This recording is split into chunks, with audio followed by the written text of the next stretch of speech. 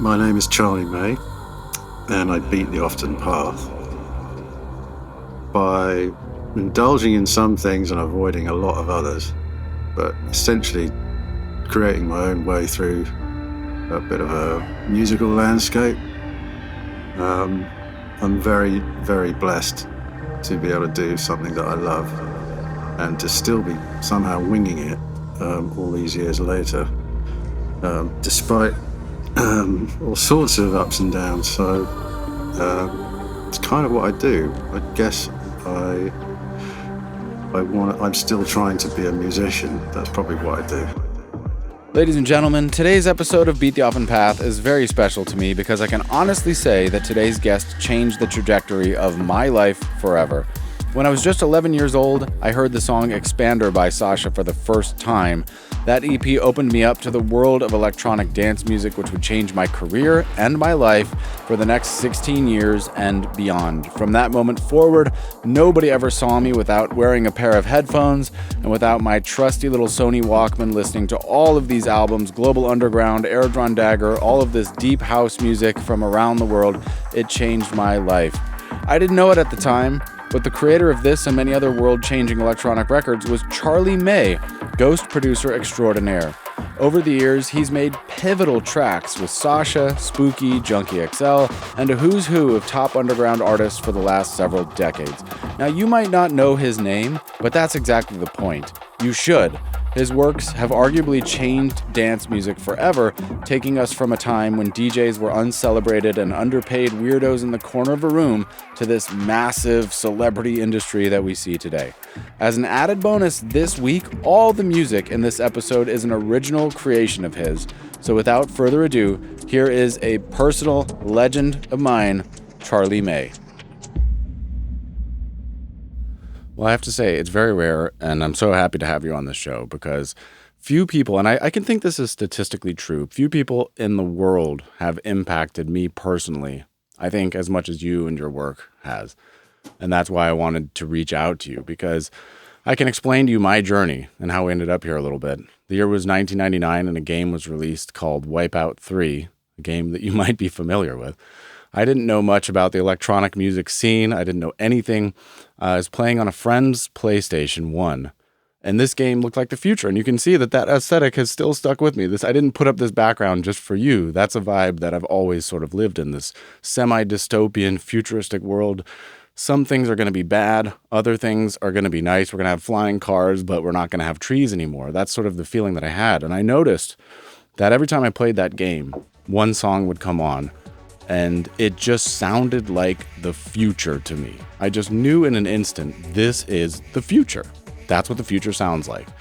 I looked on the back, I tracked down the CD, and of course it's Xpander, one of the most iconic tracks of all time from Sasha. That song, it became my anthem, and of course I bought it, and then I discovered all of the records of Sasha, and I discovered all of this back catalog of the 1996 years of stuff that I didn't know about previously.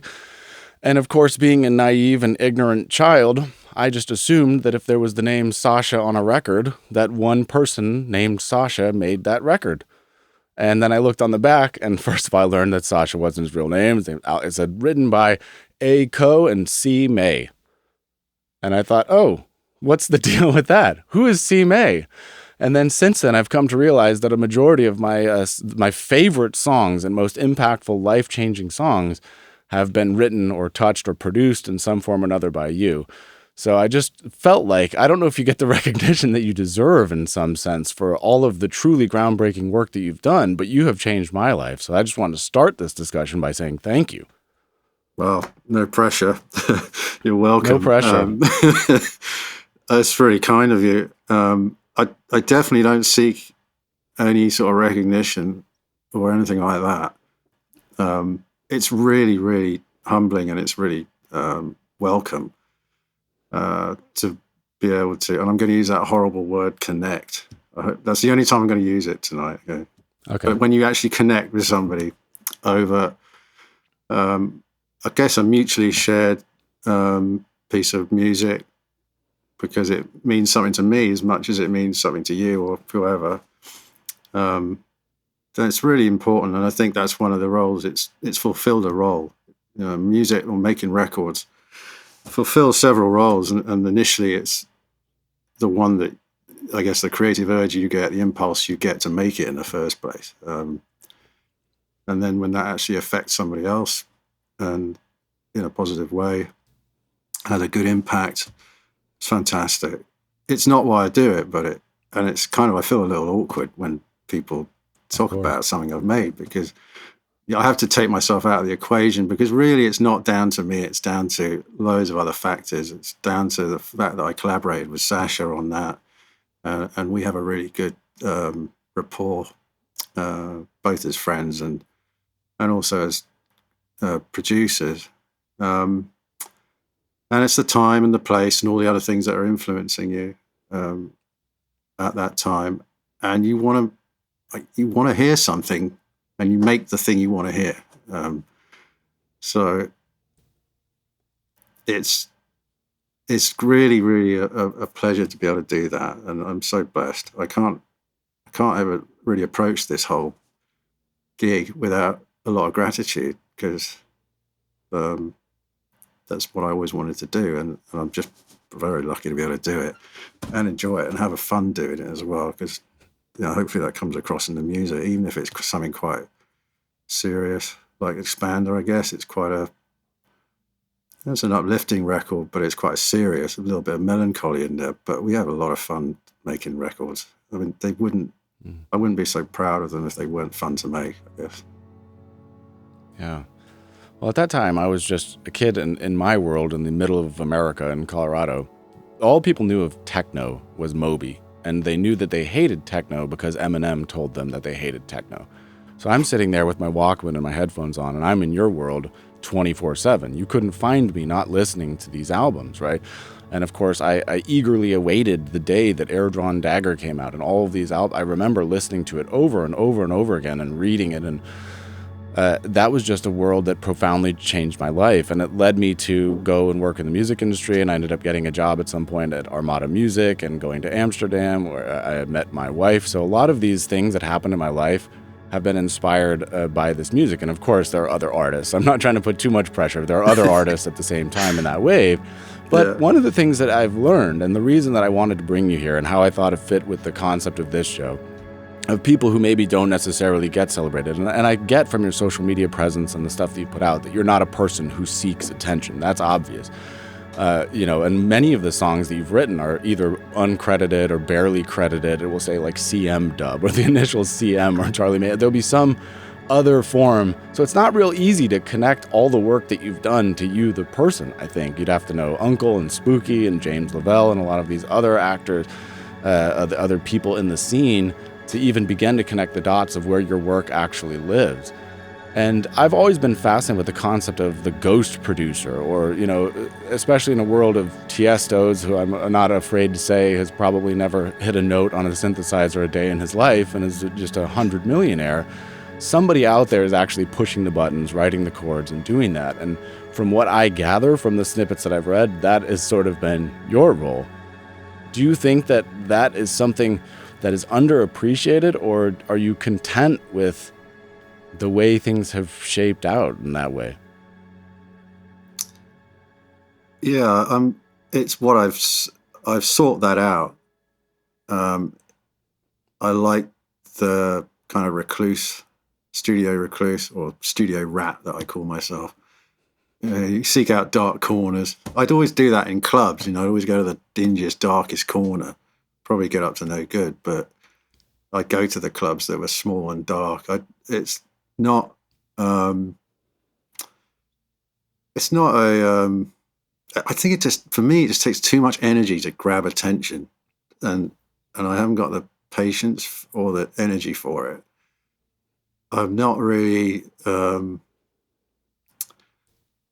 it's not that I don't respect people who can do that, because that's a skill in itself, I think. It just doesn't interest me, and there's a lot of real pains in the arse that come along with it. When I've seen, even just hanging out with Sasha or other people that are really well known, it's quite difficult, I think, trying to balance that. I mean, he has two lives, really. one in the studio as a producer and one as a DJ. And I think it's really tough sometimes. And it's not something I wish I wanted to have. But I've always felt the music had more power than a personality anyway. So why not just put all your effort into that? And also, people, the receiver of the music or art or whatever you want to call it, puts their own tint on it and their own mark. And makes it, it's like when you hear a song and you don't know what the lyrics are, you invent your own lyrics. So you personalize it. I'm not even really a fan of many singers, so vocal music it has to be really special because I don't like the too much personality in it. I prefer to have something more abstract, just because I'm a bit of a space cadet and that's how I think and operate. And so I'm really content with how it is. Sure, it's nice to get this sort of recognition is really meaningful because it's not. I haven't shoved it in your face, no PR companies like hassling you for a slot, or listen to my new record or whatever. Right. But I think the other big advantage of it is that I can be more chameleon-like, and I don't get known for one thing, or being a certain kind of person. Or that's really important because I change my mind a lot, and I get influenced by different things at different times. So, like at the moment, I'm doing stuff with guitar amps and putting pedals and pianos through them, which isn't very techno, and it's not.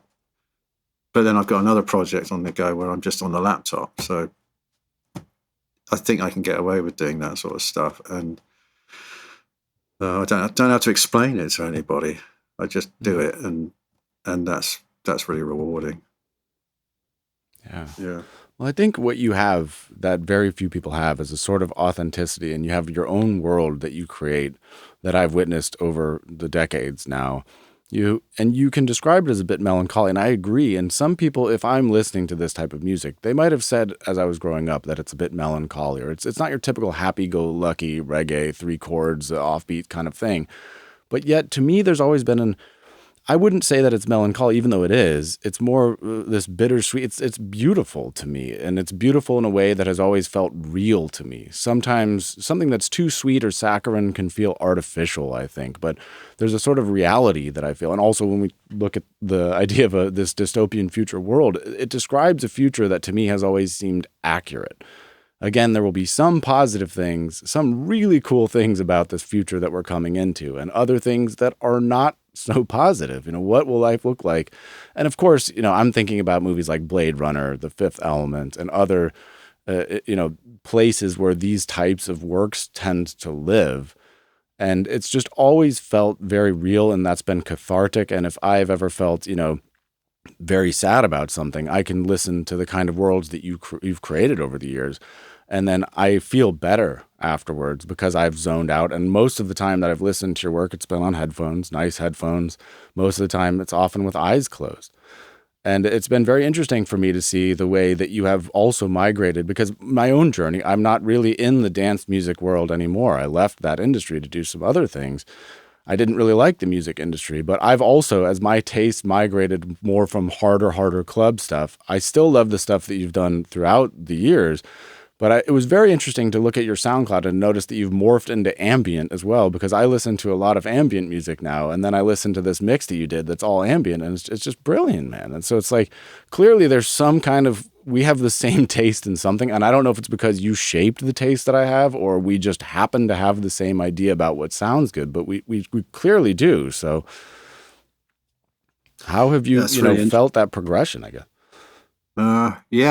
It's interesting because there is a progression. As much as I'd like to sort of hop from one lily pad to another, there is a progression. And like I said at the beginning, I'm still trying to do what I do. I don't think I'm an artist or a producer. I'm still trying to be one. And that stops me from stagnating a little bit, I think. I want it to be exciting. I'm as, if not more excited when I get up in the morning now about something I'm going to do on a track or in the studio as I was when I was 17, 18 and getting into it. That's just gold. I'm so fortunate to have that fresh perspective. And what you said about being bittersweet, music I like, and perhaps the music you like, and where the common ground we share is it's got to have a bit of an ache to it, because music's a metaphor for life, and life's not a bowl of cherries. We all know that. It has ups and downs, and it has like, I've always had this bit of an existential ache, or like I like to call it an unscratchable existential itch. I just can't quite settle. I can, but then there's something about it that's familiar but strange at the same time. It is a dichotomy, really. There are lots of paradoxes in life, and good music for me it somehow expresses that. It embodies those life sort of facets. Really, they're just feelings, and they're subtle ones, and not always noticeable unless, like me, you spend a lot of time on your own listening to quiet things, or quite a meditative sort of state. I mean, I'm a very stand on the edge and observe sort of person. I'm not really someone who gets right in the thick of it, although I have my moments. But I like to see what's going on and feel it out. And I think the bittersweet thing is just parallels how life is, up and down. But that's what I notice in music that I like. It's just got a bit of an edge to it, and I'm always trying to pull myself back from being too sweet. I don't mind being too bitter, but being too sweet, no one needs that. I never used to really like music much, and growing up as a kid, I hated the radio. I didn't listen very much until that pivotal point in my life, and then I was never found without a pair of headphones, and now I listen to this kind of music all day, every day, since that age. But again, it's like some people love what you can do with a guitar and a bass drum and the piano and a vocalist, just a couple of basic instruments playing the same different things over and over again, or the same four chords repackaged in different ways. But immediately I thought, especially with headphones on, especially with good headphones on, I was transported to a sonic reality that was unlike anything that I'd ever heard in my entire life. I know what a guitar sounds like. I still know what pop radio sounds like, and I can appreciate it. But it's very different to be having a tiny little thing echoing out of time in one ear and another little thing morphing and bobbing around in the other ear, and this undercurrent and sounds that you've never heard before. It really instilled in me a love of sounds that have no analog in the real world, things that may make you feel something, but you've never heard before. And even in an age where there's a lot of dance music producers now, and they're just using presets, the same Sylenth preset, the same presets in Ableton over and over and over again, and we like that. I really admire the way that you've always committed to finding sounds and sonic landscapes that nobody else is doing, that never existed before. How did you get on that journey of building out worlds sonically and kind of finding a sense for things that nobody had ever really done before? I think there's a lot of copying that I did because I had a similar experience with headphones. I was kind of part of the Walkman generation, and I remember very clearly the first time I heard stereo from a Sony Walkman. It was Duncan, actually, the other guy in Spooky, who had one, and he said, "You've got to listen to this," and he put these headphones on me, and he played Blondie's "Heart of Glass." And I was like, wow, man, it blew me away. It was the first time I'd heard stereo, and the intimacy of it, and like they were there in front of me, especially when it gets to that middle 8-bit where it just breaks down and there's that like little drum machine bit. It was just unbelievable. I can really recall that moment, and it really affected me. And so I was also a headphone junkie from then on. Also because growing up, I had to keep quiet. There was no place for loud music. I couldn't have a massive stereo in my bedroom, or anything like that. There was a sort of music. In fact, pop music wasn't really kind of allowed.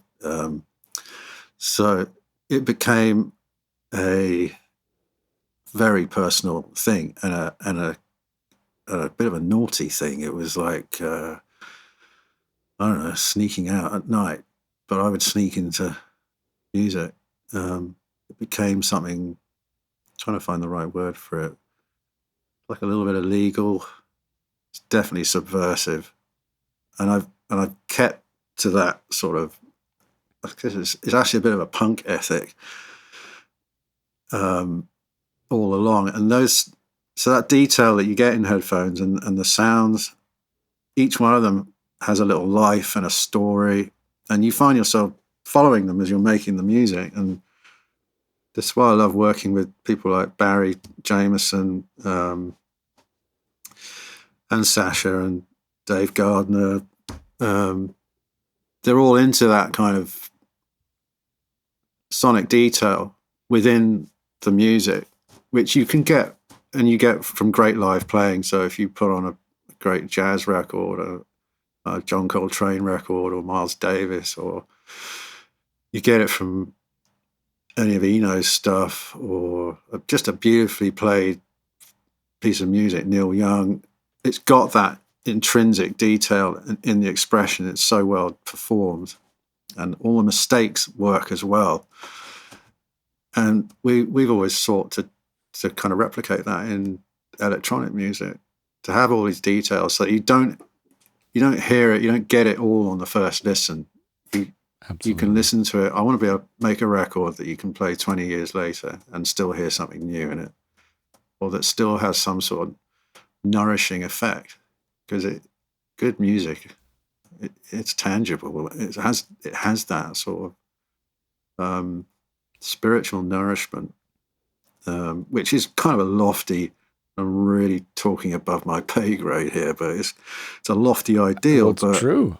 I think it's true. That's what we want. That's what we all try and aim for when we make these records. And certainly with the Sasha stuff, I think we were very fortunate to have, and he'll kill me for saying this, but we spent a lot of time on those records, and everyone used to take the piss out of him for never delivering or never meeting a deadline. But the reason was, well, there were lots of reasons, but one of them was just getting things, pushing everything past where we thought it was acceptable, to a point where we were kind of surprising ourselves, and we were starting to get excited by what we were, by the sort of collective time we'd put into it, if that makes sense. There was a sum that was really starting to pay off after a long period of time, sort of mining the same seam.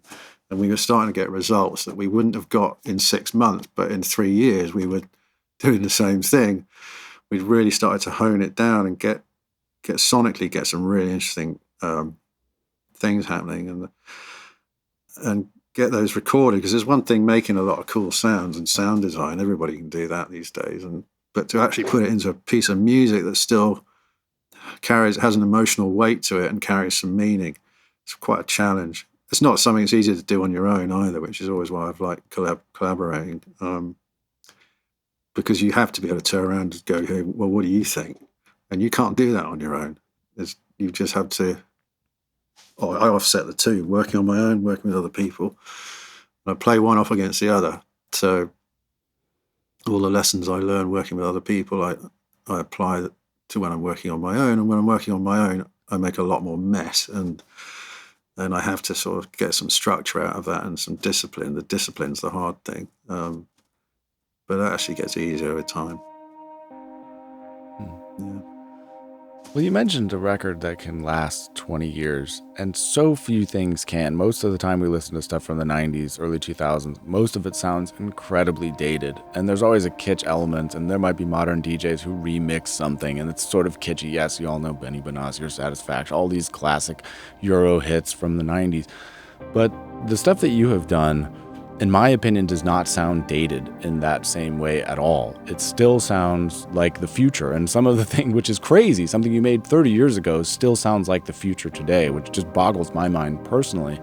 But I remember coming across some of the melodies that you would come up with and just thinking like, that melody is just so different from what other people consider to be a melody. Stuff in Airdrawndagger, and also the work that you've done, with Junkie XL, another person who is great in collaboration, like Requiem from that album that has this very weird, haunting kind of melody where it's just so sparse, and then almost like a delay effect creates the rest of this riff. I remember listening to those kinds of things the first time being like, what kind of melody is this? And why is this on a record? But yet it worked. And if I listen to that record today, or Magnetic North, or some of those other things that you create, they have this element that still moves me very much to this day. And you seem to have this taste. And I'm not saying, like, I'm not just trying to harp on all the Sasha record, because it's not, I've recognized since then that element is present in all of the works that you've done for various other collaborations. And again, like the remix of Lana Del Rey's Ride, or the various little bits and pieces that we have on YouTube of your work, like a beatless mix of Magnetic North, which is just stunningly beautiful on one YouTube channel that I found. I can't even buy this record. But a lot of the stuff that you've done has this timeless quality. And I think because it's so non-standard, because it's so different, it is able to last longer, whereas a melody that might be ultra popular today will become extremely out of fashion in a couple of years. So how do you have you just always come up with different melodies? I guess I don't even know what I'm asking there, but your ear is clearly different, I would say, than others in a good way.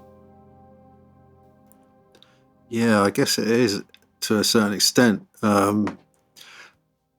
It's kind of abstract territory here, because I'm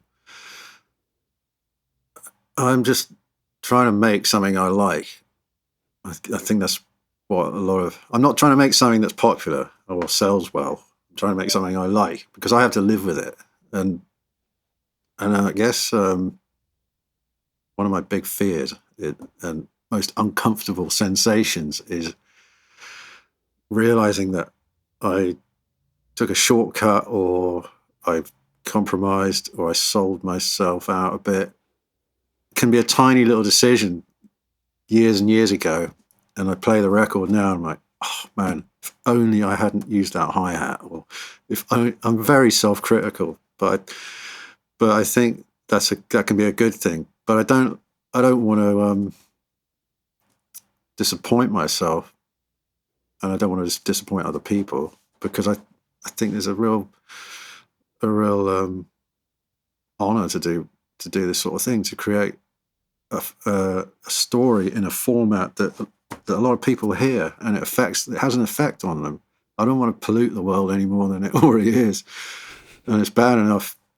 A lot of what we do, does it serve a function? Yeah, it does, but does it also have an aesthetic value?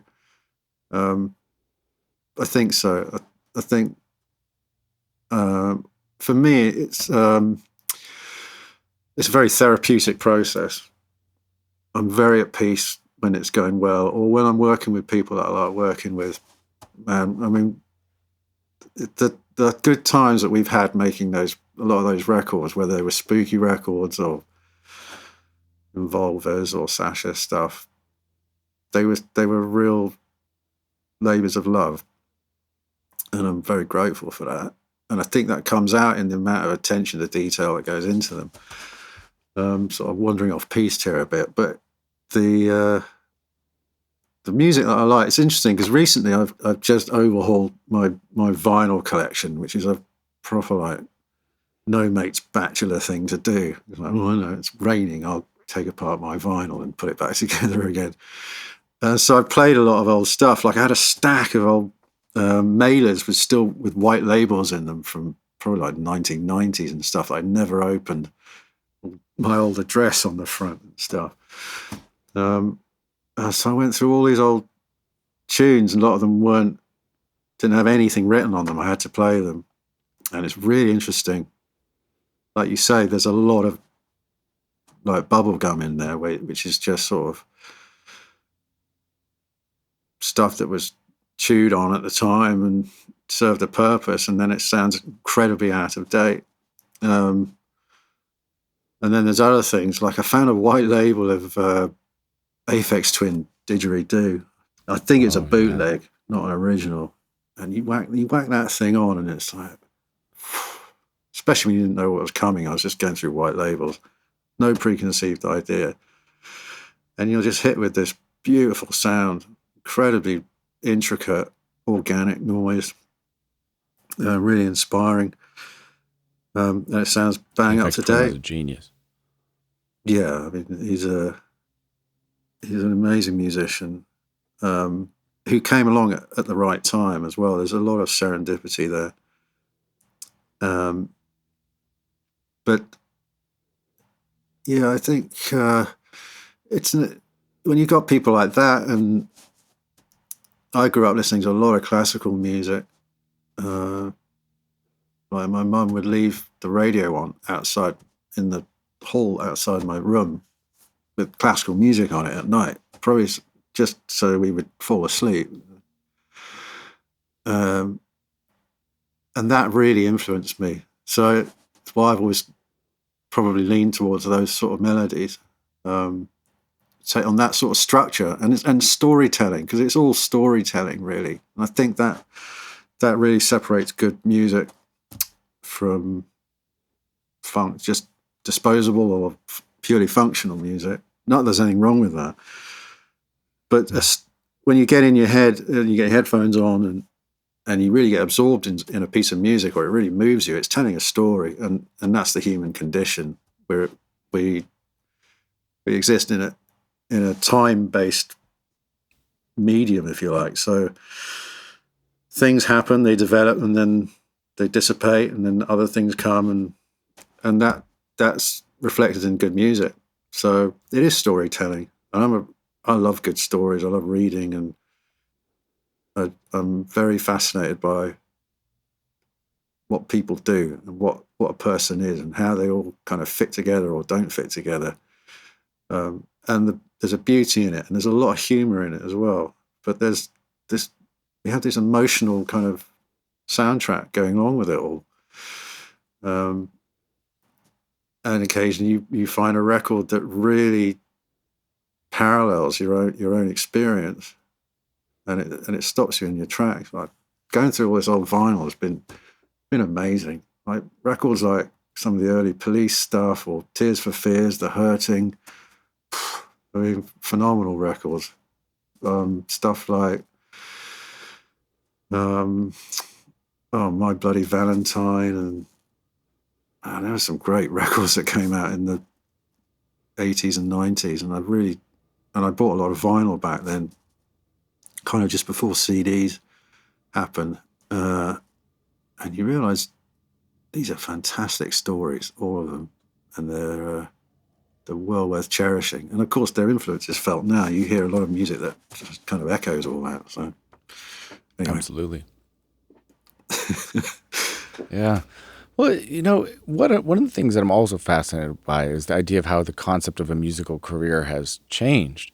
And you talked about a white label vinyl, and that's something that the younger generation, those are words that they probably don't know at all, just the combination of those two things. But the way that it used to be is a DJ would be playing, they're spinning vinyl records, which is itself unbelievable. And a lot of those great DJ mixes came from vinyl is incredible. When if a needle skips during a transition, you're screwed.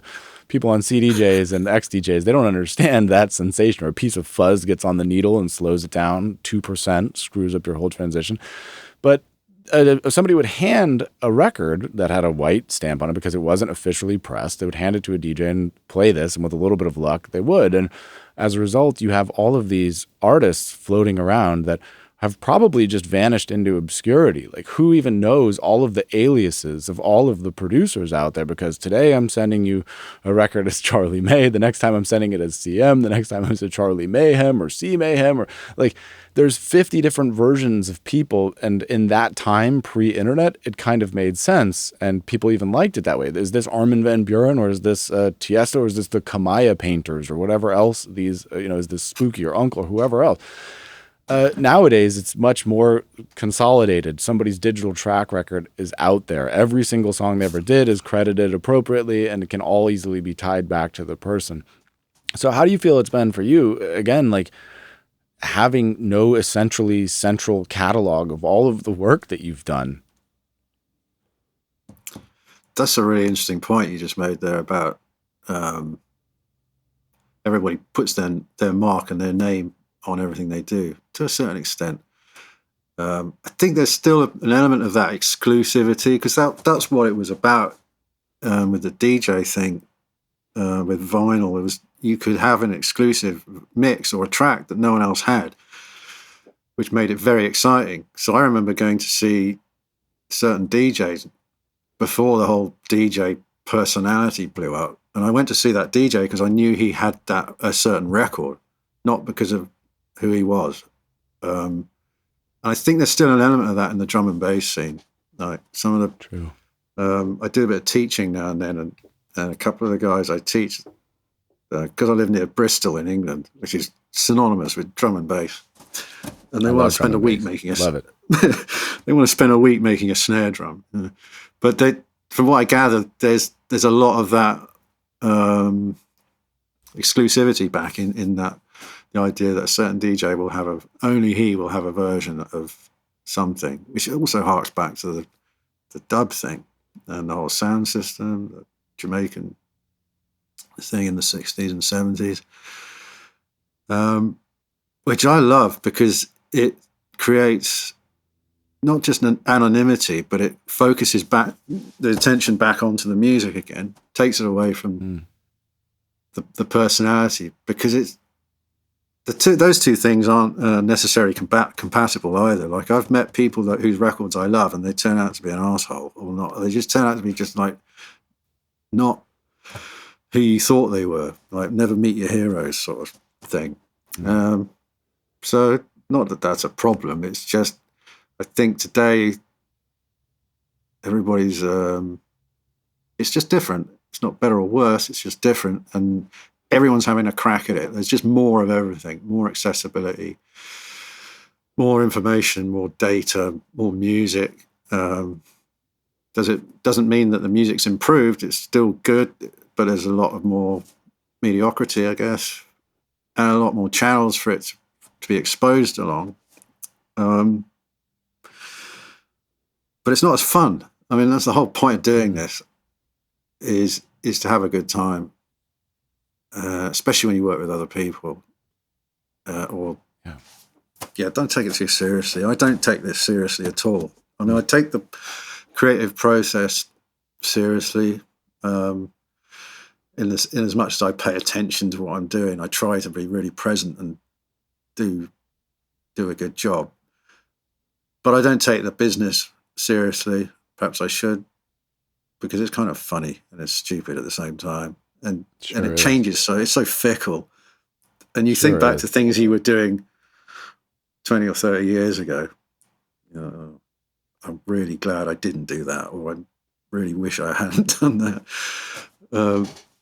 But so it's a very different, much more exposed arena now. Everybody's aspect of everybody's life is more available and accessible, and some people like that. They make it part of their creative process, so they're happy to like post like crazy all over anti-social media, and right.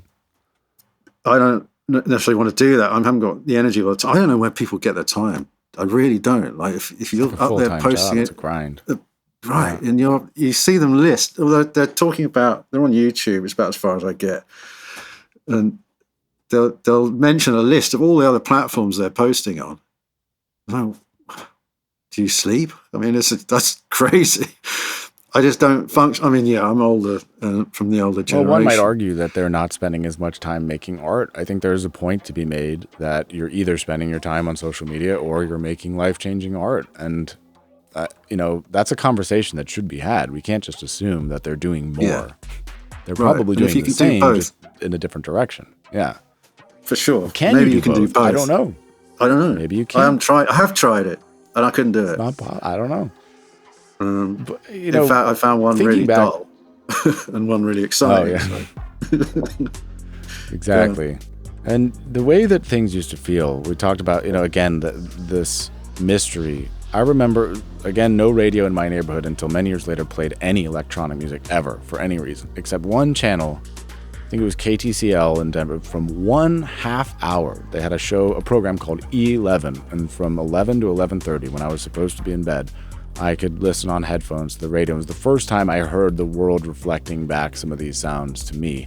And you had this feeling of like, there's magic happening in some clubs and these CDs, these global underground CDs. What's happening out there? Where is this thing? And it's not here in my town. Where does this thing exist and how can I find it? And the first time that I was able to sneak into a party stealing my buddy's driver's license, I was just instantly blown away. And it was very, very different. And now I'm going to sound old. It was very different than what a party is today. The types of people that were there, the vibe of the people, it wasn't popular, it wasn't mainstream. So a lot fewer mainstream people. There weren't, bros with sunglasses partying in a Vegas a day club. It was just a bunch of weird people who clearly felt something. The DJs were different. They clearly weren't seeking international fame. It was all about the music. And one of the hardest things that has changed for me personally is when I used to go to those environments, like you said, a DJ who has a special vinyl record, it was always about, I want to be surprised. If I listen to something you make or a DJ spins, I want to hear things that I have never heard before. And then when I became a DJ later, I recognized that as the industry changed, everybody just wanted to hear songs that they knew. They want to make sure that every breakdown has a vocal that they know and can sing along to, that every melody is a remix of a melody that they've heard before.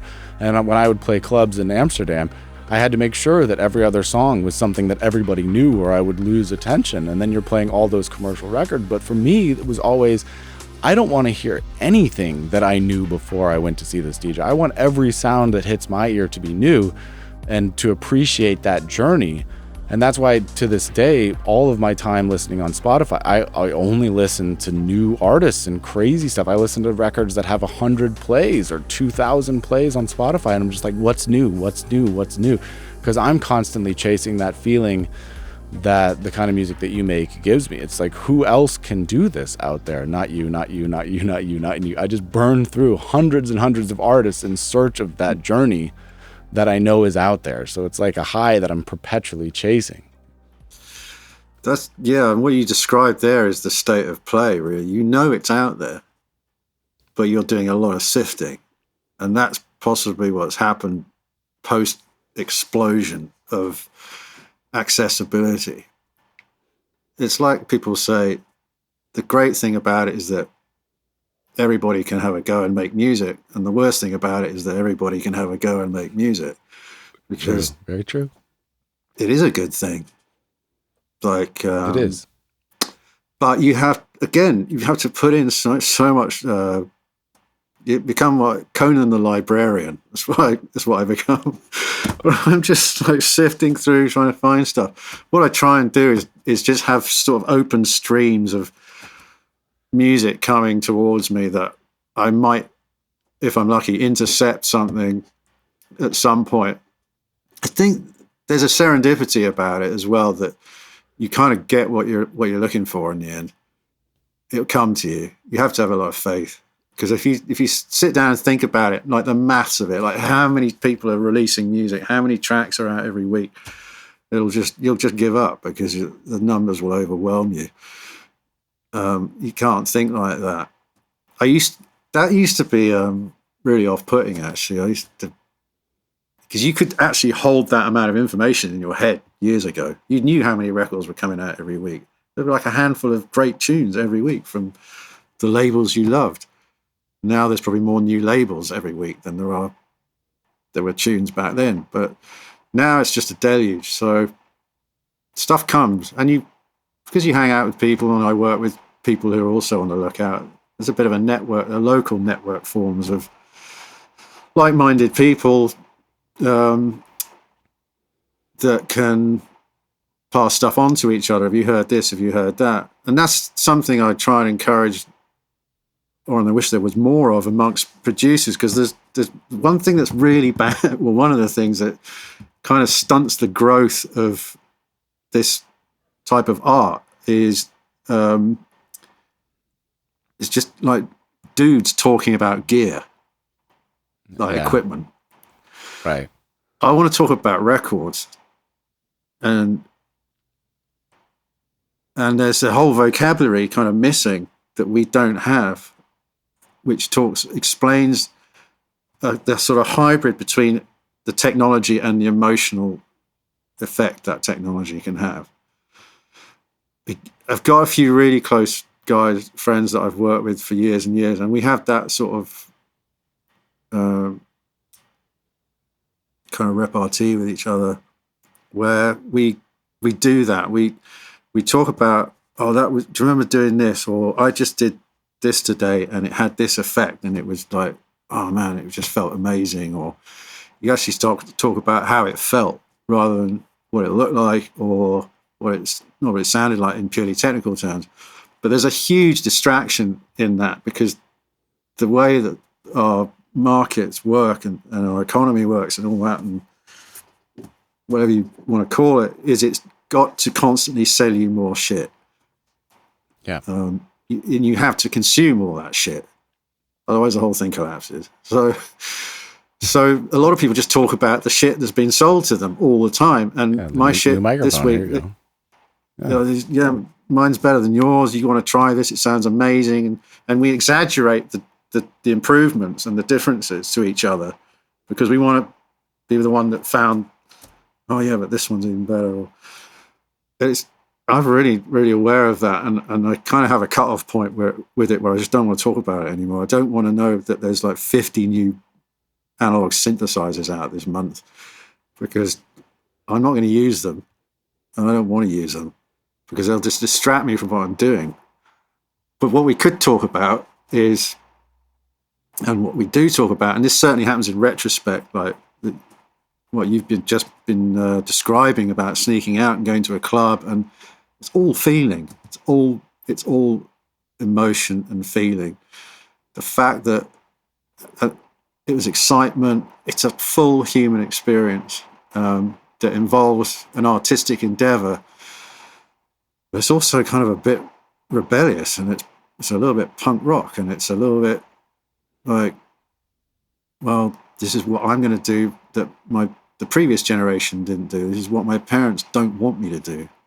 Or whatever the school or whatever establishment that you kind of grow out of. So there's a lot of trouble, I think, in the language that we use, and this is also compounded now with the way we message each other in text and social media. It's developed a whole sort of language to go with it. That's on the one hand makes things easier and quicker, more efficient, but on the other hand it stunts certain areas of your expression, in particular emotional expression. And I'm really interested in that, but coupled with the technology, the way that I want to be in charge of my gear and my technology. I don't want it to tell me what to do or how to, certainly not how to live, and certainly not how to think. Or I don't want it to do the thinking for me. I want it to improve my thinking. I want to be able to evolve as a creator of music, and as a human being. And the reason I do this is because, like I said earlier, it has a therapeutic value, and it literally keeps me sane and fulfilled. Creative fulfillment is a spiritual requirement, and it's as important as air and water. You're not, everybody has and seeks creative fulfillment, whether they're aware of it or not, even if it's just making a sandwich, or the way you park your car, or I don't know, just tiny little details, the way you'll do it your way, and like a fingerprint, it's kind of unique to you. And no one should ever tell you to do it any other way, or you shouldn't listen to anyone saying that's wrong, do it this way. And that's what's kind of what education can do if you're not careful. It will kind of get all the rats running down the same tube, But so I'm really conscious of that in when I'm working, I want it to be a liberation from all that. I have to wake myself up from what I could be expecting myself to do. And I think you get to a point, like I was saying earlier, it's really a luxury now that I don't care what anyone else thinks. Yeah. I think you care less as you get older, and that fear of what other people think is really restrictive. It's amazing what millions of people will do out of fear of what other people will think, and it's really important to be aware of that. And doing music, whether you're just DJing, it doesn't matter, or whatever art form you're interested in, it can be completely liberating from that. And you don't have to plaster it all over social media. You can just put up what you really think, actually, yeah, I want to share this with the world because I'm proud of it. I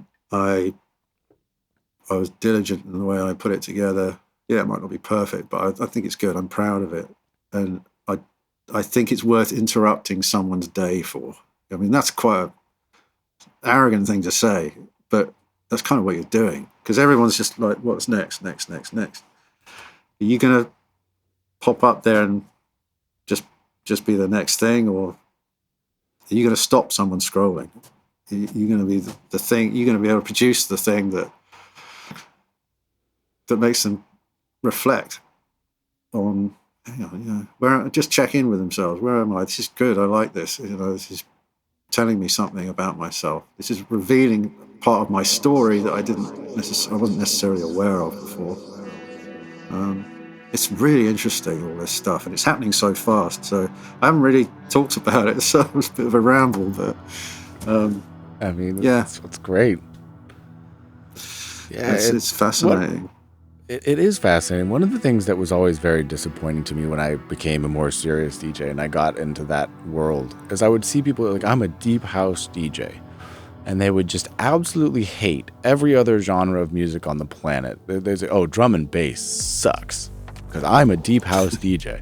And I always thought, how can you be that way? I mean, one of the things that I was able to do when I was DJing was I could play a drum and bass set like any drum and bass DJ. I could play a house set like any house DJ. I could play any genre of music because there's a certain type of personality that you can appreciate things for what they are and for what they're trying to be. When I'm driving in my car, I listen to the jazz station. I listen to a lot of classical. Beethoven is like the first version of electronic music. These DNA type melodies spiraling out of the speaker. What's going on with Beethoven? I don't know. But people who feel like this is one genre and this is one thing and it has to be one tempo, I have never understood that. Sometimes I'll play music and I'll say, hey, check this out, to a friend of mine. They'll say, oh, this is some kind of rainforest, ambient, organic music. And last week you were playing Sasha music. They're not connected at all. And I'm like, how can you not hear that they're the same? They're both taking you on a journey for an hour. And I think that's sort of the thing that I've always loved, is going on a journey, not for 3 minutes, not for 2 minutes, but for 70 minutes, for 2 hours. What can you get to if you have an unbroken period of a couple hours of cultivating that feeling? And that's why I liked your isolated mix so much and other things. Like, where do you go in the ambient space for 2 hours? I know what an ambient playlist is. There's tons of them on Spotify. But what is a curated ambient experience like? What's a curated breaks experience like? What's a curated house experience? It's all beautiful if done well. And it all reflects the same essence, in my opinion. So it's very comforting to me to know that you have had those inspirations and diverse musical interests yourself, because obviously your output reflects very different tastes in genre, at least. Yeah, I got ants in my pants. I can't stay with the same thing. There's so much great music out there, and I don't identify with really even being a producer, or I don't have an identity that I have to uphold, which is another advantage of not really seeking the limelight, I guess. So I can just wander about freely and pick and choose and put myself in a position where I get exposed to stuff that I'm going to like. or I up the possibility of that happening is increased. Yeah, absolutely. I could never understand. Probably why I can DJ. I'm okay, but I couldn't get known for being a certain kind of DJ. And it takes a real eclectic mindset to be able to be known as a great DJ and producer without being associated with any particular kind of music. Yeah, there are very few of those, like Andrew Weatherall. But even those that are associated with a particular kind of music, they don't defend it like it's like some holy grail or something. They're just mining their seam, and they've got a good thing going that they do well, and they're exploring a theme, but they don't have to defend it by criticizing other styles of music. There's nothing wrong with whatever music you do. It's the privilege of being able to create anything you want, which is worth fighting for and defending.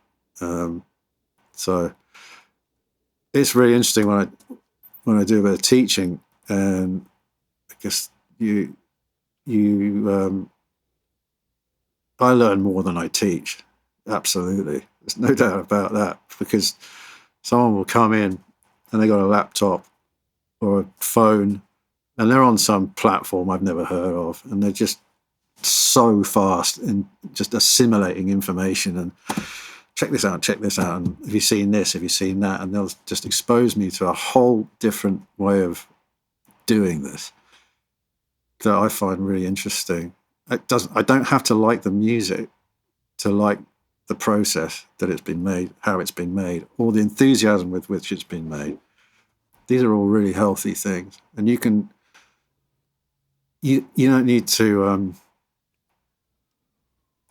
please anyone else if that's your thing. Like, I'm trying to think of an example. It's hard to think of an example of something that you don't like. Because just name somebody specifically with their birthday. Yeah, I don't want to do that. But there's a place for it. There's a place for everything that we possibly don't. We won't go out and buy. We don't want to hear it, and sometimes it's annoying. Or you listen to that and you're like, man, I could never mix a record like that. It's just on or off. There's no subtlety or dynamics. But there's a place for it, and people graduate through those kind of records, like as they get older, and if they're into music, then their taste will mature. So it fulfills a function. Yeah, I think the most important thing, and certainly when I teach, is just to keep it light. Like, the experience of doing it light. It's so easy to kill the thing you love. That happened to me when I first started making records, and suddenly they were being released and put out, and I piled so much pressure on myself to attain some lofty height. I projected an idea of myself onto my job, and there's no way you can live up to that, and you kind of burn out a bit, and you've just sucked all the fun out of it. So that's the most important thing. You've got to have fun, and it's got to be based around that sense of fun and freedom, and out of that you get good creativity. Like, if someone actually sat in on one of the sessions, it would blow your bubble. I'm sorry, but you'd realise what a bunch of idiots we are. And it's just like, how did these cretins make these records? It gets inane. Like, you'll have one joke that will go on for like weeks. The same, you know what it's like when you get a bunch of people together and doing something, and they've got a constricted environment doing one thing, and it drives you a little bit nuts. And the way to handle it is through stupidity, and there's a love in that. You have a respect for each other and a love for each other, but it comes out in the most stupid sort of forms of humor, and you try to catch each other out all the time. I love all that. It's very dull for anybody else. But yeah, the innocent A&R man who visits the studio like 2 months into a really Let's be heavy honest, though. session. There's no such thing as an innocent A&R man. I don't think they exist. Well, no, that's true. But there's some good ones out there, very good. But That's yeah, true. he would There's turn a up handful. and They're even rarer than a good DJ. They're rarer than a DJ that understands gain structure. I've yet to find exactly. Well, one thing that I like, all of the kids today and people, not that I know anything, but the people who've asked me, because I've taught a bunch of people how to DJ, everybody feels like they have to learn how to promote themselves. What can I do to be the next Skrillex, to be the next person? We're taught you have to do the social media game. You have to do this content. Otherwise, you have no chance of standing out. Do you think that you're able to articulate the counterpoint to that, hey, you don't need to do any of that. You just need to focus on making great music or great art and whatever it is, and don't worry about that publicity part of it? Because so many people are only focused on that part of it. I can tell you that for sure. Yeah, it's very difficult to come up with a hard and fast rule how you should handle the state of the media, which is the delivery system for what we do.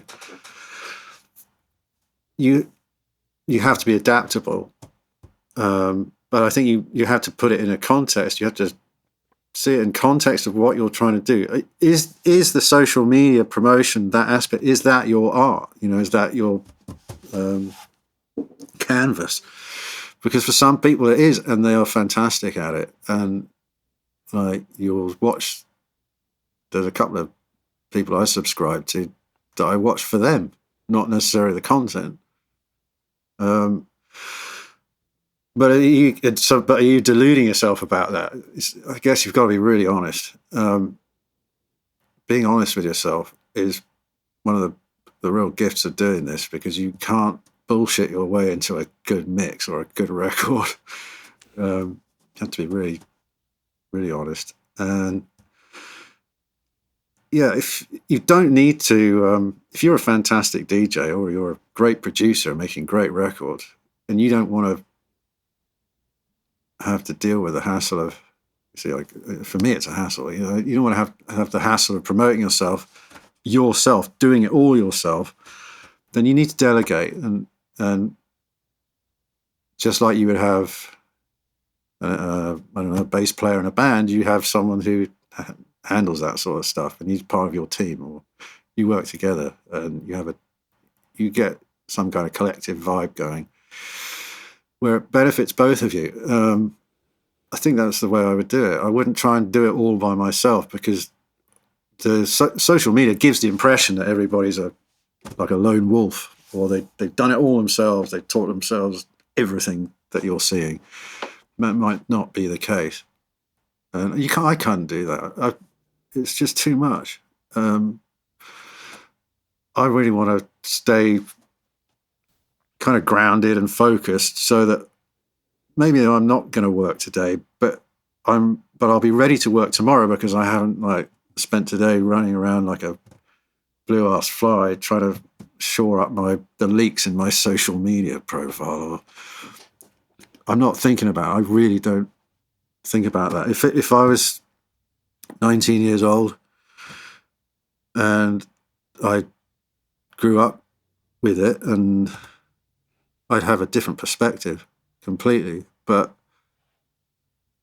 time's different now, and you view it differently, and I think younger people view it differently. I think it's very important to consider your legacy, not in an egotistical way, but in terms of the impact it will have. If someone finds your shit 20 years from now, is it worth finding? So your record could be worth finding, but no one's going to find your old social, whatever you posted on Facebook. It's like a newspaper. It's out of date the next day. So you have to keep a lot of things in perspective and really think about where they sit. And in terms of what the meaning to you as a creative and to other people who receive it, because it is a bit of a nut house out there. There's just so many options, and you have to be good at stripping away what's unnecessary. Be quite ruthless. It's like making, there's a lot of chaff to be sorted, and so you just get to the wheat, as it were. That's why, again, talking about vinyl, when you put a record on, I'm not going to flip, because before I get to the end of the first chorus, fuck it, next one. You listen through the whole thing. You listen to all the tracks, and you listen to them in a context. And that's just putting boundaries around something. And I'm saying, okay, I'm going to listen to this to the exclusivity of everything else. I'm not going to be distracted, partly because it sounds better and it's a more fulfilling experience. So I'm more engaged with it. So it's getting more of my attention. So I'm not as easily distracted. When you've got something coming out of your phone, it sounds like a wasp in a tin, and it's good, but it's not that engaging. It's like the headphones thing. If you put something on headphones, like I listen to music on headphones in the dark, and that's what I do every day. Yeah, fantastic. If I really want to, like, if I'm losing the plot a bit, working on something and not getting the results I want, that's what I'll do, because I'll listen to someone else paying attention, even if I'm not paying attention, if you know what I mean. So I'll listen to someone else's detail, the way they've crafted something, and be reminded of what I like, and that if I focus, I can get somewhere close to that, hopefully. So yeah, I'm always bringing myself back on point. Don't want to get just wafted away, and it's very easy to get distracted and sort of spiritually distracted. You start to believe that what you're doing isn't that good, or you get sort of sidetracked into something else, and when you come back to what you're doing, it doesn't sound as good, which is, I've had that happen before, when you down tools and you go and work with someone else, and it's an amazing experience, and you make an incredible record, the one that you're really pleased with. You come back to your own thing, and it's just a steaming pile of shit. It's like the food you left in the fridge. It just doesn't it doesn't excite you. So you got to be aware of those things, I think, because it can be really painful otherwise, and a bit of a lot of agony. And you just learn how to handle that as you get a bit older, and hopefully a bit better at what you do. I get better at managing myself, not necessarily better at making records. I just get better at managing my mistakes. Well, one of the things that talking with you now has put into context for me, or a different way of thinking about it, talking about legacy 20 years, and I do think about that all the time. What is the best way that I can contribute to the future world? What are the gifts that I have that other people don't have? Some people are great DJs, some people are great personalities, other people are great producers, great keyboardists. But something that I am now realizing, because it's like, what is the connection between doing a show like this and DJing or making music? And I think that if DJing, in the way that we might see it, is crate digging and finding these hidden gems and then collecting them and putting some kind of new context, like here's record A, here's record B, put them together, and we have feeling C from two different things that I'm telling you are connected, even though they themselves aren't telling you they're connected.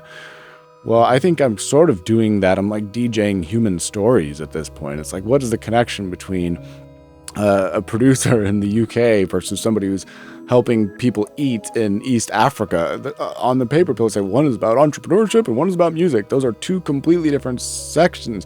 They have nothing to do with each other. But it's like, but do they really? It's really about who is contributing to this world in a different kind of way, who is operating on a different wavelength, who is exhibiting a different frequency. I seek out those types of people. That's what drew me to you. That's what draws me to your art. And I look at all those people in a sea of sameness, who is vibrating on a different frequency, who is doing something different than what everybody else is doing. And that's where I take interest, even if they're not the most famous, the household names, the name that will instantly make you say, oh, look at that, it's Brad Pitt on another podcast. That's not what I'm trying to do. So my hope is that, like, those underground DJs of yore, that somebody will go along for the ride and not care about. It's like, if you accept the ride for what it is and not care about your expectations of what's coming, there might be some magic there. So that unlocked something for me, which I had never thought of prior to our conversation, truthfully. That's very true. You hit the nail on the head there. It is magic. That's what it's all about. And magic is magic. It's unquantifiable. And you could dismiss that as very unscientific or a romantic notion. But you're putting certain elements in play and hoping that they'll spark, and that will create some magic.